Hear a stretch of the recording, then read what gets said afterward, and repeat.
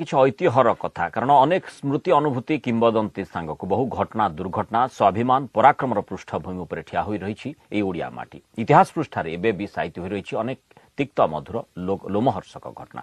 कहा जाए प्राय 1000 ऊर्ध्व वर्ष धरी भंज वंशीय राजा माने तत्कालीन घुमुसर राज्य को क्रमागत भावे शासन करि आसुथिले ई शासन काल भितरे कुलाड थिला भंज राजांक गड़ एठार रहिछन्ति भंज वंशर इष्टदेवी मां व्याघ्र देवी एठी जन्म होइथिले विश्वविख्यात कवि सम्राट उपेन्द्र भंज सही ऐतिह्य संपन्न माटी कुलाड मां व्याघ्र देवी और कवि सम्राट उपेन्द्र भंजंकु नि आमर एही स्वतंत्र उपस्थापना।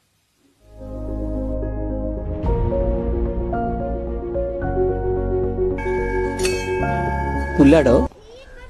एक प्राचीन ग्राम जोटी कवि सम्राट उपेन्द्र भंज जन्म ग्रहण करते जोटी की भंज राजा शासन थिला 832 ख्रीष्टाब्द प्रथम जयंतीगढ़ को आसिले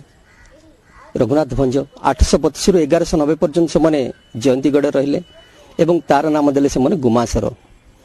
गुमासर घुमसर ए घुमसर 1350 वर्ग स्क्वायर माइल थिला तार एरिया ये थिला सब गंजाम रो सबुठु बड़ समृद्धिशाली राज्य थिला। तापरे 1190 प्रताप भंज गले कुलाड कुलाडरे कुलाडह नामक गोटे कंध राजा को परास्त करी तांका हाथरू शासन क्षमता आनिले एवं तांकर